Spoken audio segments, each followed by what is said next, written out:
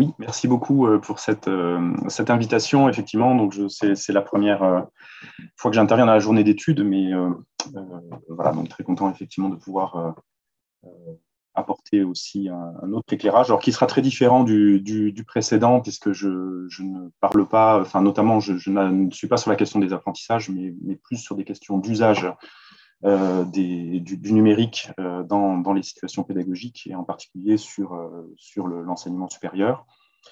Je vais juste commencer en donnant juste quelques éléments sur mon profil. Enfin, je le fais parce que simplement, il y a des points sur lesquels, en termes de posture, je préfère dire d'où je parle. Enfin, c'est quelque chose que j'aime bien clarifier dès le départ, parce que j'ai à la fois, bon, j'ai une double casquette, en fait, hein, qui va se voir dans certains éléments que je vais présenter juste après. C'est-à-dire qu'à la fois, bon, j'ai effectivement ce profil d'enseignant-chercheur en sciences de l'information et de la communication. Mes travaux sont essentiellement sur, comme je l'ai dit, sur la question des usages pédagogiques du numérique, mais avec une approche qui est orientée sur l'impact de ces usages sur les pratiques professionnelles et les pratiques des enseignants-chercheurs en particulier. Donc, je suis du point de vue plutôt de l'enseignant, enfin, je ne suis pas du tout du point de vue de l'apprenant. Donc, de ce côté-là, c'est vrai que c'est pour ça que je disais par rapport à l'intervention de Franck Amadieu, ça sera évidemment très différent. Je suis beaucoup plus sur des approches compréhensives, donc les approches compréhensives étant plus des approches qui s'appuient sur des entretiens semi-directifs menés auprès justement d'enseignants-chercheurs que j'ai pu rencontrer dans différentes enquêtes et questionner sur la place que le numérique occupait dans leur usage pédagogique, dans leur pratique professionnelle, mais du versant, dans le versant pédagogie, pas sur la partie recherche. Voilà. Donc, ça m'a permis d'aboutir à un travail qui est, je vous ai mis la référence tout à la fin en bibliographie, d'une HDR que je viens de soutenir, qui date de mois de janvier, donc c'est vraiment tout frais, dans laquelle je propose un modèle de compréhension justement de la place du numérique dans ces pratiques enseignantes, dans le supérieur, qui est fondé sur 6 niveaux de compréhension et qui regarde les choses d'un point de vue à la fois micro, méso et macro, pour avoir vraiment une vision un petit peu systémique pour comprendre ce qui se passe quand un enseignant décide ou ne décide pas d'utiliser ces outils. Alors je dis ou ne décide pas parce que c'est aussi une particularité qui va se voir aussi dans ce que je vais dire juste après. C'est que ce qui m'intéresse également, c'est pas simplement la question de l'usage, mais c'est aussi la question du non-usage. Donc sur pourquoi un enseignant n'utilise pas ou ne va pas utiliser. Donc on a eu des exemples justement dans ce qu'a dit mon collègue juste avant sur qu'est-ce qui fait qu'un enseignant à un moment donné abandonne l'usage, même s'il a pu être usagé à un moment donné, pourquoi il devient non usagé. Et qu'est-ce qui fait qu'il peut rétro-pédaler parfois par rapport à un investissement qu'il peut faire parfois massivement dans le numérique. Donc c'est des choses qu'on a également observées et qu'on a pu expliquer d'une autre manière dans nos enquêtes sur le sujet. Voilà. Et j'ai beaucoup travaillé avec des gens de sciences de l'éducation. Alors maintenant on dit sciences de l'éducation et de la formation sur ces enquêtes. C'était des enquêtes qui étaient toujours avec une approche pluridisciplinaire. On avait quelques collègues aussi en sciences du langage. Voilà. Et mon autre versant, donc c'est une mission d'expertise cette fois-ci, mais qui s'appuie évidemment, qui est en lien avec mes travaux au ministère, et donc dans 2 cellules spécialisées justement sur l'accompagnement des établissements sur ces politiques liées à l'usage du numérique. Donc une cellule dont vous avez peut-être entendu parler qui s'appelait la MICNES, qui a disparu en septembre 2020 et dont le relais a été pris par un collège des conseillers scientifiques et pédagogiques. Donc voilà, donc la MICNES était notamment organisatrice des JPS, c'est peut-être quelque chose des journées sur l'innovation dans la pédagogie de l'enseignement supérieur qui est organisée chaque année par le ministère. Ça fait partie des dossiers qui sont gérés, mais il y en a d'autres, donc je les cite parce que c'est en lien avec la question des ressources éducatives libres. Depuis 4 ans, donc dans cette fonction que j'ai à mi-temps donc au ministère, je suis des acteurs justement qui sont liés à la question des ressources éducatives libres. Donc en particulier les UNT, donc je suis en charge du suivi de l'action des UNT depuis maintenant 4 ans. J'ai également été en charge du MOOC Se former pour enseignants supérieurs, donc qui est un MOOC sur la plateforme FunMOOC en France, qui est une ressource très, très utilisée par les services d'appui, notamment pour la formation des enseignants en numérique, à la pédagogie universitaire de manière générale, et le numérique est bien sûr présent dedans. Et on a lancé également une plateforme l'année dernière qui s'appelle Fun Ressources, sur laquelle je vais revenir, qui est liée à cette question des REL. Et également un groupe de travail sur l'open education, sur lequel je vais revenir juste après. Voilà, donc c'est simplement pour dire qu'il y aura un mélange un peu d'éléments qui sont plus de l'ordre de la sphère scientifique, évidemment, mais je ferai aussi allusion à des éléments qui sont de l'ordre plutôt de mon engagement au titre de l'expertise. Donc c'est évidemment deux postures différentes qui vont se mélanger parfois. Donc concernant, alors pourquoi ce choix des ressources éducatives libres? Alors je vais évoquer plusieurs enjeux qui sont quand même assez, qui sont complètement internationaux, qui ne sont pas nouveaux, mais qui ont pris une dynamique beaucoup plus forte notamment depuis l'année dernière avec la situation de confinement que nous avons vécue. Et qui est également une tendance qui est à l'international, hein, j'en reparlerai juste après, qui est vraiment un sujet sur lequel il y a des actions à l'international qui sont faites pour promouvoir cet usage des ressources éducatives libres. Alors, pour autant, le constat qu'on peut faire, alors on a publié un numéro justement dans la revue Distance et médiation des savoirs au mois d'octobre 2020 sur la question de la réappropriation de ces ressources, et on avait identifié un certain nombre alors dans la littérature, ce n'est pas que nous on était trois collègues à avoir fait cet article, qui faisait un certain nombre de constats sur quels sont les freins finalement chez les enseignants à l'usage de ces ressources éducatives libres, qui sont donc ouvertes par définition, donc c'est-à-dire qu'ils sont disponibles sur des plateformes, des portails web. Donc par exemple les UNT, hein, les universités numériques thématiques, sont un de ces portails très connus en France pour le sujet. Et donc, quels sont les motifs de non-usage? Donc, quand on regarde pourquoi, qu'est-ce qui freine finalement l'usage de ces ressources, on a comme ça un certain nombre d'items qui ressortent, et je vais compléter ensuite par d'autres. Alors, on a des difficultés purement liées à l'utilisabilité. Donc là, on rejoint des critères notamment d'affordance, qui ont été évoqués encore une fois dans la présentation précédente, qui sont liés simplement à la technologie en elle-même. Il y a la difficulté parfois simplement de trouver ces ressources. Donc, c'est un enjeu notamment sur lequel les universités numériques thématiques travaillent, mais elles n'ont pas résolu complètement ce problème, puisque les ressources produites sont en fait disséminées dans les établissements, donc se retrouvent sur plusieurs sites différents. Donc, c'est assez compliqué en fait, de centraliser un petit peu l'accès à ces ressources, et on est en train de travailler justement pour améliorer ça. Autre point, alors ce que j'ai mis en gras, c'est les points qui sont en lien avec la question de la transposition didactique, dont je parlerai juste après.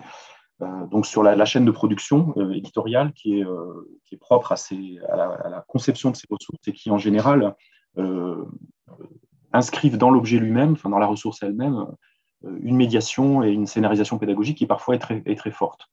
Donc, c'est-à-dire qu'en fait, il y a des choix qui sont des choix didactiques qui sont faits par le concepteur même de la ressource et qui sont inscrits dans cette ressource. Et c'est ça qui peut parfois freiner finalement un autre enseignant pour se réapproprier la même ressource, parce que il n'aurait pas forcément fait de la même façon. Des questions de granularité. Donc là, on est plus sur des questions de taille de ressources, hein, donc de ce qu'on appelle le grain, et la standardisation de ce grain, c'est-à-dire le problème la taille est très variable de ces ressources, donc elles peuvent être parfois très grosses comme les cours en ligne, ou parfois très petites comme des capsules vidéo par exemple, ou des petits quiz interactifs, et elles ne sont pas toujours standardisées, donc c'est-à-dire que c'est un petit peu au petit bonheur la chance, enfin on peut tomber sur des choses très différentes, d'ailleurs de qualité parfois très variable. Et dernier point qui est en lien avec la question aussi de l'ancrage, des choix didactiques, donc c'est la contextualisation de l'usage de la ressource. Donc forcément, on conçoit toujours une ressource numérique pour un usage, hein, donc on se projette en termes d'usage futur au moment où on la conçoit, et on a souvent reproché à ces ressources éducatives libres que l'auteur en fait de la ressource, ou les auteurs en tout cas, n'ont pas forcément vu les choses de manière suffisamment large, et ont raisonner par rapport à un contexte qui est tellement particulier que c'est quasiment impossible à transposer dans un autre contexte. Et ça, c'est également un frein. Voilà. Alors après, on a d'autres critères qui apparaissent, hein, celui de la qualité, bien sûr, très, très variable de ces ressources, puisqu'elles circulent librement, donc elles peuvent être aussi construites et diffusées, partagées par les enseignants eux-mêmes sans aucun filtre. Alors parfois, ça marche bien quand il y a une coordination d'une communauté donc, par exemple, dans le secondaire, il y a une communauté très forte en mathématiques qui s'appelle Césamat, qui fait un énorme travail vraiment de mise en commun et de mutualisation de ressources produites par des enseignants. Mais à côté de ça, on retrouve aussi des choses de qualité très variable, ce qui fait que la confiance est parfois réduite dans l'usage qu'on peut faire de ces ressources. On va retrouver également des raisons qui sont liées aux convictions ou aux valeurs des enseignants. Donc là, on est plus sur des questions de professionnalité, vraiment de posture enseignante et de conception de son métier, mais aussi de perception de sa compétence. Donc la crainte du mésusage, c'est vraiment lié avec la perception de compétence, là encore, qui a été évoquée par Franck juste avant. Plus globalement, si on raisonne à une échelle plus macro, il peut y avoir l'accompagnement également et la valorisation au sein de l'établissement qui encourage plus ou moins cet usage. Voilà. Autre exemple de constat qui était lié là à un travail plus spécifique d'une des collègues avec laquelle j'ai coordonné ce numéro, donc qui est enseignante en langue à l'Open University, donc qui est française, mais qui a en tout cas qui fait carrière à l'Open University, donc il y a une vision de ses usages à une échelle plus large et dans une université qui est entièrement à distance, et qui est une des plus anciennes, des plus connues aussi dans un modèle 100% distant. Et là aussi, donc, dans sa revue de littérature, elle a identifié également ces freins, alors, à la fois ce qui peut permettre d'aller vers l'adoption finalement de ces ressources éducatives libres, ces OIR, mais également ce qui peut amener finalement à ne pas les utiliser également, ou voire à prendre ou pas la décision de se les réapproprier. Voilà, donc on retrouve là ici un certain nombre de critères, parmi lesquels toujours les questions alors par exemple les 6 niveaux qui sont proposés par Cox et Trotter, donc reviennent sur la facilité d'accès, la connaissance en fait de ces ressources, la perception de compétences, etc., et la volonté de les utiliser. Et on retrouve ce lien avec les valeurs individuelles, le contexte également dans lequel s'inscrit l'enseignant et la culture institutionnelle qui est celle de l'établissement dans lequel il se trouve. Donc ça, c'est des choses que nous, on avait pu voir dans les enquêtes que j'ai menées avec des collègues dont je parlais tout au début, où quand on les interrogeait, beaucoup d'enseignants répondaient que leur usage numérique dépendait également de la pression qu'il pouvait y avoir à la fois au niveau de l'équipe pédagogique dans laquelle ils se trouvaient, mais aussi au niveau de l'établissement plus globalement qui avait une politique plus ou moins dynamique par rapport à ces usages. Dans les autres critères, donc, il y a des questions qui sont liées fondamentalement à la liberté pédagogique. Donc là, on retrouve quand même ce lien avec ce qui va se traduire finalement dans des choix didactiques à l'intérieur de ces ressources. Donc, si étant donné que ces ressources intègrent un certain nombre de ces choix, ils vont buter sur finalement la place, la liberté de l'enseignant qui veut garder justement à la fois la propriété de ces ressources, mais aussi la liberté de les modifier, de les créer à lui-même et de les utiliser de manière plus personnelle, sans forcément la partager avec d'autres. Et avec le frein qui a été identifié aussi par un travail précédent d'Hélène Plucker sur le fait que les visions sur les besoins, la façon dont un enseignant va définir ses propres besoins pour enseigner, sont très variables, et donc vont les amener à utiliser des ressources très différentes selon les cas, donc en fonction de leurs objectifs pédagogiques. Voilà. Donc à partir de là, en fait, Hélène Plucker fait une proposition de modèle de réutilisation de ces ressources qui permettrait justement d'aller vers un usage plus important.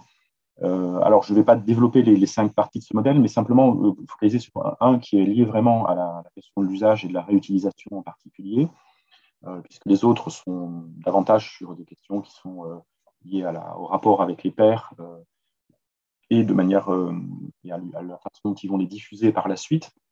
Mais si on fait un focus spécifiquement sur la question de la réappropriation, donc on voit que quand l'enjeu qui est derrière cette ouverture des ressources numériques est lié à des questions de permettre à l'enseignant, via cette ouverture, à la fois de pouvoir rééditer la ressource, en tout cas la modifier, Donc là, on a tout un ensemble d'exemples de cas qu'elle a qui sont fondés donc sur son enquête sur la réédition, enfin l'édition en tout cas de la ressource en tant que telle, et le fait de pouvoir corriger un certain nombre de choses dans la ressource elle-même.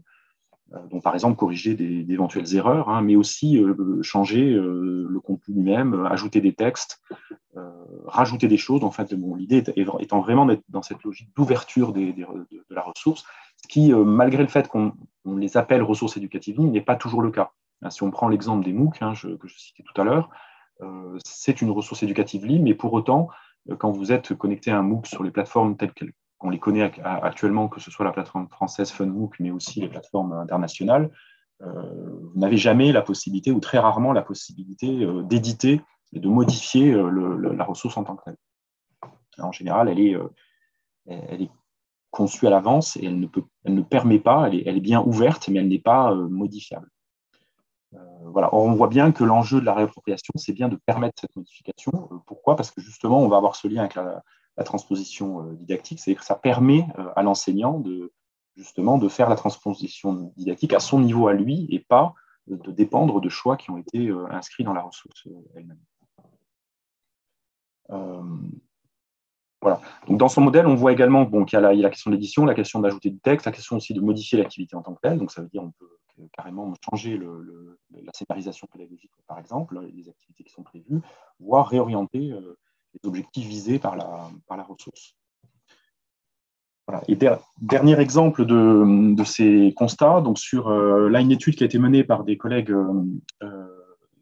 par 4 collègues en 2016, hein, qu'ils ont publié. Donc là aussi, vous retrouverez la référence en bibliographie à la fin de mon diaporama, sur une enquête qui a été menée à l'université auprès de 444. Enfin, ils ont eu plus de 800 réponses, mais il y a eu 444 réponses complètes sur 10 universités françaises qui couvrent toutes les disciplines.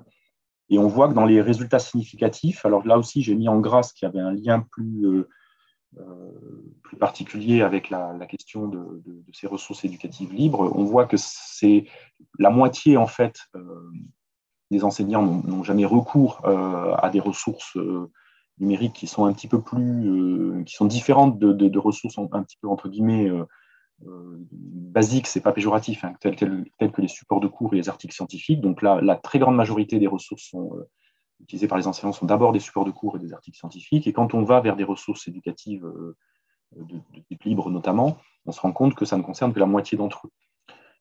Et qui sont souvent des ressources vidéo de type exercice interactif, donc de type quiz notamment. On voit aussi que la question des licences libres reste méconnue, donc il y a un enjeu aussi de méconnaissance de ces ressources éducatives libres et de leur régime juridique, qui sont importants par rapport à la réutilisation qu'on peut en faire. Et également une implication dans la conception qui est faible. Donc ça, c'est un point. Il y a peu d'auteurs, peu de concepteurs en fait pour un nombre d'usagers qui est plus ou moins limité, puisqu'on voit quand même que là, la moitié n'ont pas recours. Voilà. Alors, pour autant, comme je le disais en introduction, c'est un enjeu vraiment international. Alors, pour donner des choses un petit peu récentes qu'on peut suivre, notamment au niveau là, de l'action au niveau ministériel, mais qui concerne, enfin, qui a été faite par des groupes d'experts qui sont des enseignants pour la plupart d'entre eux. Donc, je donne simplement des points de repère. Hein. Je ne vais pas développer plus le contenu de ces ressources, mais je pourrais y revenir si vous le souhaitez. Il y a un référentiel de compétences qui a été créé spécifiquement sur la question des ressources éducatives libres, que vous voyez sur la droite, qui ressemble très fortement au C2I, qui est en fin de vie, hein, qui est en train de disparaître, parce qu'il va être remplacé par un nouveau référentiel pour les enseignants, pour les compétences numériques des enseignants, qui s'appellera PIX plus enseignant. Mais si vous regardez à droite la façon dont il est conçu, donc on a bien ce système de blocs de compétences avec des sous-compétences, enfin pas des sous-compétences, mais des composants, on va dire, de ces compétences à chaque fois. Et on a bien en D3 et en D4, notamment en D4, la question de la conception, modification, co-création de ressources éducatives libres qui est présente dans ce référentiel. Alors, ce référentiel, curieusement, il existe depuis 2016. Il a été créé par un groupe d'experts réunis par l'organisme international de la francophonie, et il a on peut pas dire qu'il est vraiment très connu. Enfin, en tout cas, il est certainement pas assez connu. Celui qui est un peu davantage et qui va être la base sur laquelle va se fonder notamment le travail qui est fait actuellement sur le remplaçant du C2I2E, qui s'appellera donc Pix Plus enseignant, sera le référentiel européen. Donc, dans ce référentiel européen, je vous ai mis en bas à gauche la partie qui concerne les ressources numériques et l'utilisation des ressources numériques, notamment ouvertes, des ressources numériques en général, mais qui s'appuient quand même sur une logique de ressources ouvertes. Et on voit qu'il y a un axe, effectivement, l'axe 2 de ce référentiel, qui est axé là-dessus spécifiquement, sur la sélection. Donc, on retrouve à peu près le même type de compétences qu'à droite, c'est-à-dire l'idée de savoir sélectionner, de savoir créer, modifier et de savoir partager ces ressources. Voilà. Et pour terminer sur la contextualisation, donc on a également au niveau international tout un travail qui a été mené, alors là aussi qui est assez récent, donc une dynamique qui a été initiée par l'UNESCO fin 2019 à travers un rapport que vous voyez à droite, en haut à droite, alors qui s'adresse davantage à la gouvernance, au ministère finalement d'un certain nombre de pays, avec l'idée que c'est le recours aux ressources éducatives libres va être l'instrument d'amélioration de la qualité de l'éducation de manière générale dans l'enseignement supérieur.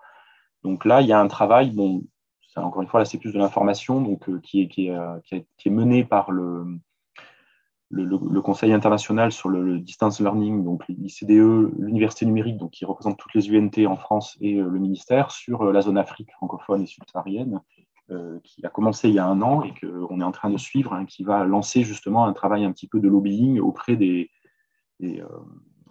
gouvernances, enfin des ministères en fait concernés, pour appliquer justement, mettre en œuvre ces recommandations de l'UNESCO sur l'utilisation de ces REL. Donc il y a un travail assez fort de l'UNESCO, d'engagement assez fort sur ce sujet.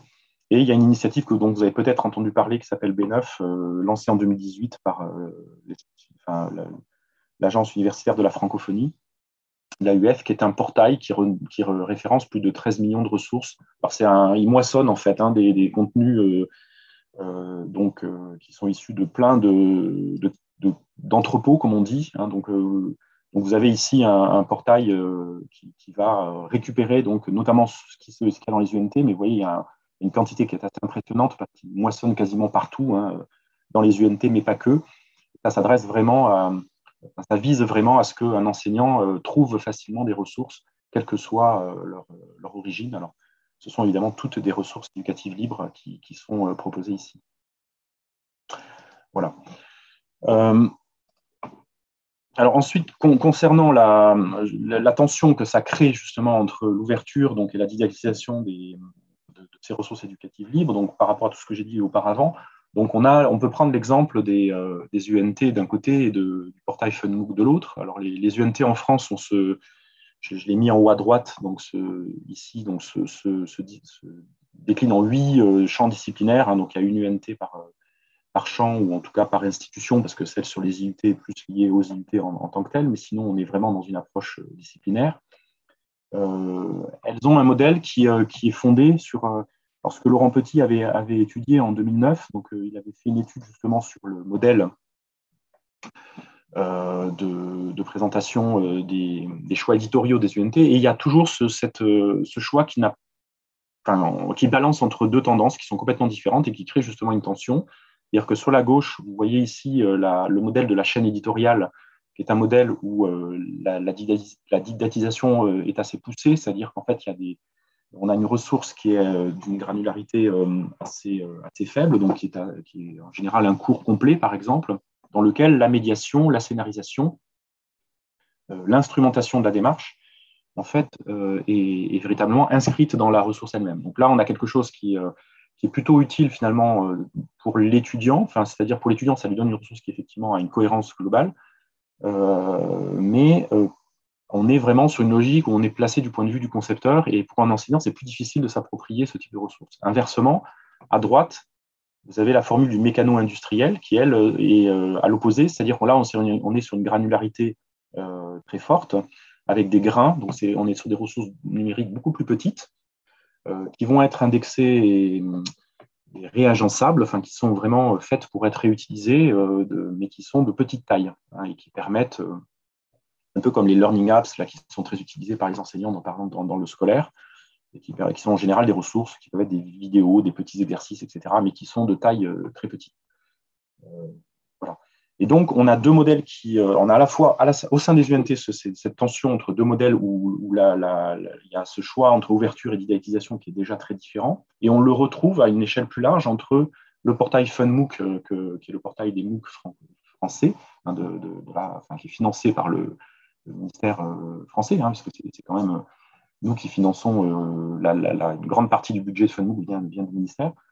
Et les UNT de l'autre côté. Alors là, je vous ai mis un tableau qu'on avait fait sur un ouvrage qui va paraître là dans le premier semestre 2021, sur lequel j'avais comparé justement ces deux logiques nationales, avec d'un côté FunMOOC qui est dans une logique justement de format de cours complet avec une granularité faible, qui est très orienté justement sur plutôt l'usager et notamment les publics en formation tout au long de la vie. Et de l'autre, les UNT qui proposent, elles, une logique qui est quand même plus de granularité, un petit peu plus forte, même si les deux existent malgré tout. Voilà. Et on a donc deux formats très différents. Et on retrouve, alors on a lancé juste après le confinement pour soutenir les enseignants et tous les établissements qui avaient besoin de passer à l'hybride, hein, parce qu'on a subi toute cette situation imprévue à partir de mars 2020, un portail qui s'appelle Fun Ressources. Alors Fun Ressources, en fait, c'est une collaboration que vous retrouvez ici, qui est une collaboration entre les UNT, donc l'Université numérique représentant ces UNT, et FunMOOC, pour guider, pour donner en fait alors c'est entièrement en accès libre, hein, avec une entrée par mention disciplinaire. Donc en fait, vous êtes par exemple enseignant en SHS, vous allez avoir un certain nombre de licences. On est parti d'abord sur le niveau licence, de parcours type par licence. Donc, par exemple, si je prends la licence mention psychologie, j'ai un parcours type qui est juste en fait un fléchage, un conseil, c'est juste une recommandation, hein, pour éviter de perdre du temps à chercher dans ces catalogues. Ça résout un peu le problème de la diversité d'accès à ces ressources. On va proposer avec des niveaux de grains très différents. Et on voit bien que cette question du grain, elle apparaît très clairement dans la deuxième colonne des choix qui ont été faits. Donc vous avez dans la première colonne le lien direct vers ces ressources éducatives qui sont toutes ouvertes. Et vous voyez que dans le type, vous avez parfois des grains ou des éléments de cours. Donc là, on est sur une granularité forte. Et on a parfois des cours complets ou des MOOC où la granularité est beaucoup plus faible. Voilà. Et ça, on va le retrouver partout, hein. Selon les cas, on est sur soit des cours complets, soit des modules, soit des grains, des éléments de cours qui sont parfois très petits. Vous voyez, il peut y avoir des grains qui sont sur d'une durée de 15 minutes. Donc là, en général, c'est plutôt une vidéo, hein, qui peut être interactive, mais qui est réduite en termes de taille.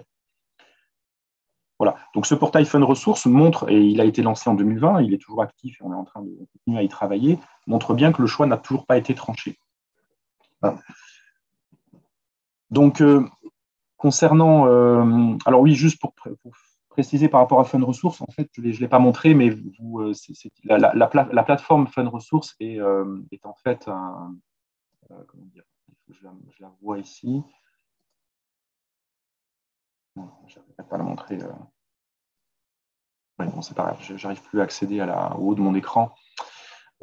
C'est une plateforme générale qui vous amène ici, mais je vous ai mis le lien direct, hein, dans la présentation, de manière à ce que vous alliez directement à l'endroit où se trouvent ces parcours. Donc, pour pour conclure un petit peu sur la question de la transposition didactique et faire le lien avec la forme scolaire, forme universitaire, si on reprend, alors là j'ai repris une définition de la forme universitaire à gauche, qui est une définition, mais on peut en prendre d'autres, mais en tout cas c'est une tentative de définir qu'est-ce qui caractérise la forme scolaire. On a la dimension didactique qui apparaît à trois niveaux, hein, sur le contrat didactique entre le formateur et l'apprenant, la transposition didactique en tant que telle et le temps didactique. Après, on a des questions qui sont la question du curriculum, la discipline, etc. Mais là, ce n'est pas le cœur de mon intervention. Donc, la deuxième colonne, c'est Jean-François Cerisier, donc du laboratoire technique, qui avait fait justement, qui avait regardé l'impact du numérique de manière plus globale sur cette forme scolaire. On voit que déjà, sous le contrat didactique, il y a une remise en cause possible de la posture et de la parole du maître. Donc, le fait qu'il y a une multiplication d'accès aux ressources fait que parfois, ça remet en question ce que l'enseignant peut dire et sa légitimité. Donc, il y a déjà une question qui se pose par rapport à ça dans l'usage des ressources numériques. On a ce problème d'abondance de l'information. qui est posée qui se pose à l'enseignant qui a ce problème de choisir parmi une profusion de ressources. Quand je citais l'exemple de B9, il y avait 13 millions de références. Donc, comment un enseignant va s'y retrouver parmi, alors évidemment, il ne va pas avoir 13 millions dans le domaine qui le concerne, mais il peut se retrouver face à parfois des milliers de ressources différentes. Et enfin, la question de l'espace-temps, sur le temps didactique, qui évidemment est perturbé par le numérique, puisqu'il décloisonne un petit peu les frontières entre l'espace scolaire et l'espace hors scolaire. Sur la forme universitaire, donc sur la troisième colonne, donc là, c'est une synthèse que j'ai fait moi-même par rapport à ce qu'on peut lire dans la littérature sur le sujet. Donc, on retrouve effectivement sur le contrat didactique la posture de l'enseignant ou les rôles de l'enseignant qui peuvent changer, et les ressources numériques le permettent de faire varier justement cette diversité, enfin, de proposer une diversification des rôles, ou en tout cas d'accentuer cette diversification, qui peut d'ailleurs concerner aussi l'apprenant. On retrouve beaucoup dans les témoignages qu'on a, donc cette profusion, cette diversification des ressources, et le fait de pouvoir utiliser plusieurs formats, notamment en termes de médiatisation, mais aussi la dimension de la co-création, sur laquelle je vais revenir juste après. Et on a bien cette réduction des frontières entre les temporalités privées, publiques et académiques, notamment avec les accès que permettent les dispositifs mobiles au sein de la sphère universitaire et scolaire de manière plus générale. Voilà. Alors, quelle piste pour finalement réduire un petit peu cette tension? Alors, ces trois pistes que j'ai extraites, c'est pour conclure sur la question posée. Je ne donne pas une réponse ferme et définitive, c'est plutôt pour ouvrir le débat sur ces questions. Et c'est des choses qu'on observe dans des projets récents, notamment des projets qui ont été financés sur des fonds publics et qui vont dans ce sens. Donc, trois exemples que je peux observer aussi par rapport au projet qu'on suit au niveau du ministère dans la sphère de l'enseignement supérieur. Donc, la question du co-design, c'est-à-dire aller vers des ressources qui sont beaucoup plus co-conçues par plusieurs enseignants au sein d'une même discipline. Donc, c'est-à-dire éviter cet effet de la contextualisation trop forte et de l'octorialité qui pourrait parfois être trop fort dans certaines ressources, et faire en sorte que ces ressources soient co-conçues au sein d'une communauté d'enseignants qui soit large. Donc, on a un exemple actuellement en STAPS d'une licence numérique qui est en train de se développer à l'Université de Grenoble et qui associe 11 facultés de sport. Donc, en fait, c'est des enseignants de 11 facultés de sport sur toute la France qui vont concevoir ensemble les ressources qu'ils vont mutualiser, c'est-à-dire qu'ils vont à la fois les faire ensemble et ils vont après les utiliser tous dans leurs propres enseignements. Donc, il y a vraiment un engagement dès la création de la ressource sur une création à plusieurs et sur une utilisation à plusieurs. Donc ça, c'est quelque chose qui peut permettre de réduire. On est toujours sur des ressources ouvertes, mais on a plus cet effet de la didactisation qui est lié à un enseignant spécifique. On va avoir une sorte de didactisation qui est partagée finalement au sein d'une équipe, un peu comme une équipe pédagogique qui travaillerait sur la même ressource. La deuxième piste, c'est celle de sortir de l'utilisation des ressources très majoritairement orientées sur la diffusion. On est quand même beaucoup dans l'usage des ressources, l'effet de la diffusion. Donc, ce n'est pas pour rien que les vidéos ont beaucoup de succès en général dans les ressources éducatives libres, parce que on est dans une posture transmissive. Sincèrement, ça prolonge la posture transmissive, alors que certainement, c'est en allant vers quelque chose de plus contributif, en associant notamment les apprenants, qu'on pourrait aussi réduire cette tension, c'est-à-dire être sur des ressources éducatives libres qui sont plus orientées sur l'activité finalement d'écriture et non pas sur la diffusion d'un savoir ou l'enseignement d'un savoir en tant que tel. Voilà. Donc là, l'exemple du projet Labenbook que vous voyez en haut à droite avec la petite pipette, etc., qui a été orienté vraiment pour faire des cahiers, ce qu'on appelle des cahiers de laboratoire en sciences expérimentales. Et enfin, dernier exemple qui est issu des universités numériques pratiques. Donc là, c'est un modèle qu'ils vont mettre en place cette année sur le gros appel à projet hybridation qu'on a lancé en juin 2020 au niveau du ministère. Donc là, je vous ai mis la définition dans le petit encart en bas à droite. Donc c'est aller plutôt vers des micro-contenus pédagogiques. Donc c'est-à-dire là, il y a un choix qui est fait maintenant par les universités numériques de privilégier des micro-contenus. Donc c'est vraiment l'opposé des MOOC, c'est-à-dire c'est d'aller vers une unité pédagogique élémentaire qui correspond à une notion de cours, mais qui est la plus décontextualisée possible et qui permette donc à un enseignant de la recontextualiser là où il le souhaite, et avec la possibilité évidemment de l'enrichir, de la modifier, puisque c'est une ressource qui sera dans un format ouvert. Voilà, donc ça, c'est un format qui est prôné par les UNT. C'est vraiment un choix politique que toutes les UNT ont fait à partir de cette année, qui va donc aller, qui va concerner d'ailleurs tous les lauréats de l'appel hybridation. C'est quelque chose qu'on va généraliser. Voilà. Nous allons devoir conclure, Luc. Voilà, mais j'étais sur ma dernière diapositive, donc je vous ai mis à la fin donc les références que je cite pour essayer d'avoir accès aux différents auteurs que j'ai mentionnés. Merci beaucoup Luc Massou pour cette intervention. Eh bien, nous allons communiquer les adresses et les ressources qui ont été citées tout au long de votre intervention. On va les communiquer Oui. sur le chat là immédiatement. Et puis, je laisse les participants poser des questions. Nous avons 10 minutes pour les questions. Merci.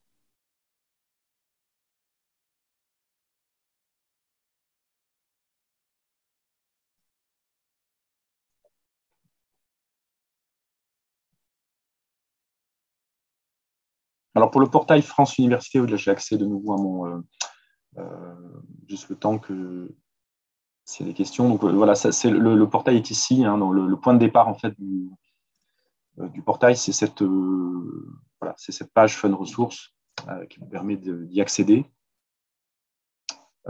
qui a été donc lancée au mois de juin dernier, donc qui est une association qui regroupe donc d'un côté la France Université Numérique, hein, qui pilote la plateforme FunMOOC, et l'Université numérique qui comprend les UNT.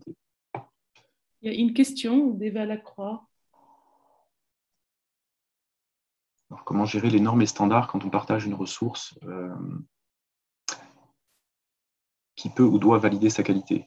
Alors ça, c'est vrai que c'est une question qui est assez compliquée parce qu'en fait, on a des comment dire, c'est typiquement le mieux par rapport à ça. Enfin, je pense que c'est typiquement quelque chose qui ne doit pas être assumé directement par l'intermédiaire d'un enseignant tout seul, parce que ça demande quand même un certain nombre de compétences techniques pour la mise aux normes de ces ressources, et notamment la description sur la partie métadonnées de ces ressources.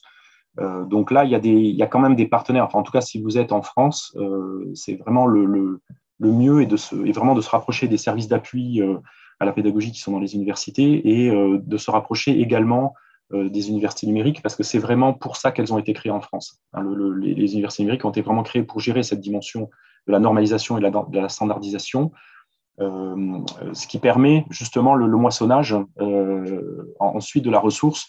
Mais là, encore une fois, il faut maîtriser des langages de description qui sont comme le LOM FR, mais qui est le Learning Object Metadata Language, hein, qui sont des normes internationales qui ont été définies pour décrire en fait les ressources éducatives libres. Et à partir du moment où vous inscrivez ces métadonnées dans la création de la ressource, mais là, encore une fois, ça demande des compétences particulières. L'avantage, c'est qu'ensuite, elles peuvent être aspirées automatiquement dans des portails comme celui de B9 que je vous ai montré ici, hein, ou comme le portail des UNT qu'on va retrouver. Je peux vous donner aussi ici l'illustration de ce portail quand vous êtes sur le portail de l'Université numérique. En fait, quand vous allez cliquer sur le catalogue, vous allez tomber sur un moteur qui est ici. Et ce moteur-là, qui est hébergé par un site gouvernemental, les 29 000 ressources là, qui sont des ressources éducatives libres qui sont à l'intérieur sont toutes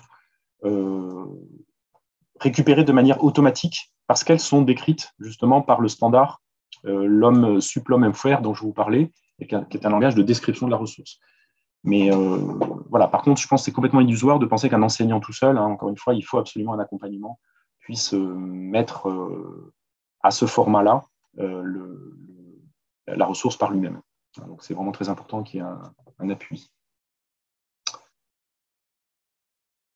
Alors, il y a une question de Christophe Refait, oui, sur le fait qu'une ressource soit co-créée au sein d'un collectif permet de faire des choix d'initialisation et de l'accompagnement des personnes collectives, mais pas nécessairement d'exclure ces choix.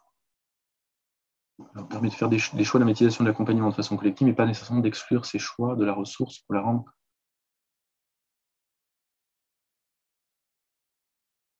Oui, tout à fait. Alors, effectivement, alors c'est vrai que quand je parlais de la question de la réutilisation, enfin, de travailler sur le co-design, Alors, effectivement, le fait de faire à plusieurs va en gros permettre de faire une didactisation, on va dire, à plusieurs, donc va garantir quand même que ces choix didactiques vont correspondre à plus de choix potentiels d'autres enseignants.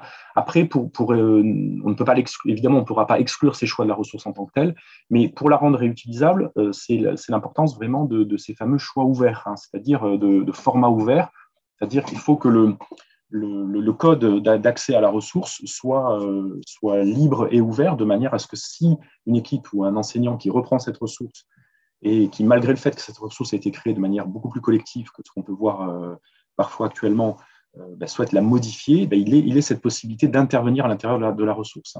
Et donc là, on rejoint les possibilités, encore une fois, que je montrais avec ce qu'a souligné Hélène Pulcler, hein, c'est-à-dire qu'il ait la possibilité d'éditer, d'ajouter, de modifier l'actualité, enfin, voilà, de vraiment se réapproprier la ressource. Donc normalement, si on reste dans des formats ouverts, on garantit cette réutilisabilité. Alors, la qualité du contenu, oui, je vois la question de la qualité du. Alors, la question de la qualité du contenu, là encore, c'est une question d'intermédiaire. Donc, j'en reviens encore une fois à l'exemple. Ce n'est pas pour dire que c'est un modèle en soi, mais justement, une des forces de l'université, de l'enseignement supérieur français, c'est que le fait d'avoir créé ces universités numériques thématiques, en fait, la qualité de la ressource, elle est contrôlée par un comité scientifique. En fait, c'est-à-dire que les ressources qui sont publiées par les UNT, donc les 39 000 ressources que vous retrouvez ici sur le portail qui moissonne sur tous les catalogues des UNT, sont toutes des ressources qui ont été validées par des conseils scientifiques.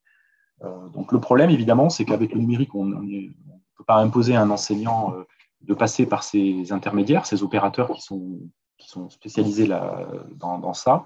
Et donc, on a effectivement le risque, s'il publie par lui-même la ressource, évidemment, que la vérification de la qualité ne peut se faire qu'à posteriori.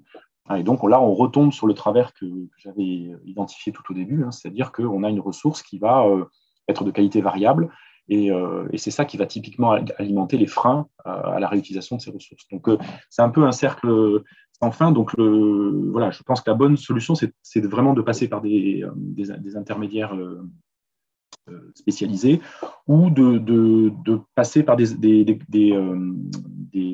communautés savantes, hein. Donc, encore une fois, l'autre exemple que je donnais par rapport au projet Shift, là, que je citais, dans le projet Shift, ils vont s'appuyer sur des conférences, ce qu'ils appellent des conférences de consensus. Et ces conférences de consensus vont s'appuyer sur les sociétés savantes qui sont dans le domaine disciplinaire concerné. Donc là, par exemple, ils vont s'adresser aux conférences de doyens dans les études en STAPS, hein, et ils vont essayer de réunir, en fait, déjà de solliciter cette communauté. Donc, ce qui veut dire que la ressource, avant d'être réutilisée dans cette licence au sein des 11 facultés de sport qui sont derrière, sera validée scientifiquement par les représentants, la société savante qui représente la communauté disciplinaire qui est derrière. Voilà. Donc, ça ne peut se faire qu'en passant par des relais, forcément, donc encore une fois, soit des opérateurs, soit des communautés savantes. Voilà, donc la qualité, de toute façon, on est bien d'accord que c'est un problème central, hein, mais il ne peut pas se résoudre si l'enseignant reste dans une situation de création isolée, etc. Donc voilà, il y a quand même suffisamment d'intermédiaires maintenant qui existent, même si je prends l'exemple du secondaire, on a des intermédiaires comme Canopé, par exemple, qui peuvent jouer ce rôle également. Dans le supérieur, encore une fois, on a déjà des réponses. De votre point de vue, l'utilisation de fun ressources, une ressource fabriquée à son information. Vous avez parlé de... Alors, je n'ai pas d'éléments sur la dimension ludique, ça c'est une autre question de mon point de vue. Alors, sur fun ressources, hein, c'est pas parce que ça s'appelle fun qu'on est sur des approches ludiques. Bon, là, il y a une littérature qui existe, hein, sur l'impact de la ludisation ou de la dimension ludique d'une ressource sur son acceptabilité, etc. Mais ce n'est pas un domaine sur lequel moi j'ai travaillé particulièrement. Donc là, je me sens moins légitime pour répondre à votre question. Alors, peut-être dernière question. Dernière question, je voudrais bien enseigner, on n'a pas forcément faire remarquer qu'il faudrait modifier des éléments de contenu. On prend en compte qu'on va faire dans le cadre des bris d'IT. Merci. Alors, juste par rapport à la question d'Eva Lacroix, sur n'aime pas forcément qu'on leur fait remarquer qu'il faudrait modifier des éléments de contenu. Oui, alors, euh, encore une fois, les intermédiaires, enfin, la façon dont les intermédiaires fonctionnent, pour, si je reprends hein, la question des universités numériques, le principe est que pour qu'un enseignant puisse avoir une prise en charge sur la création de sa ressource qui passe par une UNT, il doit accepter, enfin, c'est un peu le même fonctionnement que l'édition scientifique finalement. On est sur un modèle éditorial, hein, il y a une éditorialisation qui passe par une validation scientifique. Bon, l'enseignant sait à quoi il s'attend, puisqu'il il y a un retour d'expertise qui se fait comme quand on publie nos articles, on a des retours d'expertise, c'est exactement le même principe. Et je pense qu'on ne peut pas passer outre un fonctionnement proche dans la production pédagogique de ce qui se fait dans la production scientifique. Enfin, de mon point de vue, il faut que ce soit la même chose.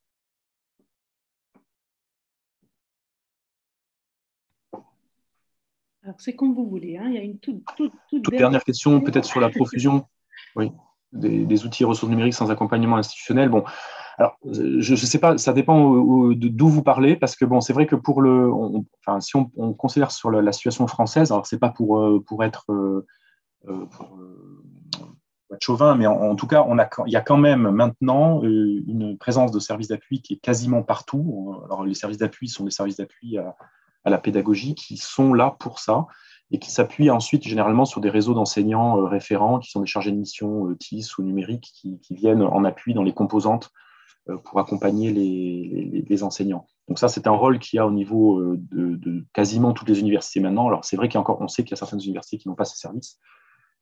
Après, encore une fois, je vous renvoie vers vraiment le rôle de ces... c'est typiquement pour ça hein, qu'on a ouvert la plateforme Fun Ressources. Hein, c'était justement pour permettre à des enseignants de gagner du temps dans le repérage de ces ressources. Et là, il y a vraiment un gros travail qui a été fait sur tous les domaines d'enseignement qui s'affichent ici, qui sont vraiment les grands domaines disciplinaires qu'on a dans nos établissements, pour proposer, en tout cas, suggérer des ressources qui sont, encore une fois, qui ont toutes été validées scientifiquement et qui ont été filtrées par des ingénieurs pédagogiques notamment, pour dire, ben voilà, elles nous paraissent pertinentes par rapport à un usage dans tel type de formation. Voilà, donc mais je suis entièrement d'accord que c'est bien ce travail d'intermédiation hein, qui est encore à améliorer, mais il y a quand même des choses qui existent, en tout cas dans le contexte universitaire français. Bon, j'ai fait partir mon message très vite. Oui, Dire que c'était la pause, effectivement. Merci d'accord. infiniment, Luc, pour cette présentation et vos réponses très intéressantes aux questions. Mon message est parti un peu vite pour dire effectivement que c'est la pause et qu'on va pouvoir donc reprendre avec Shona White à 10h45. Merci beaucoup, Très Luc, bien.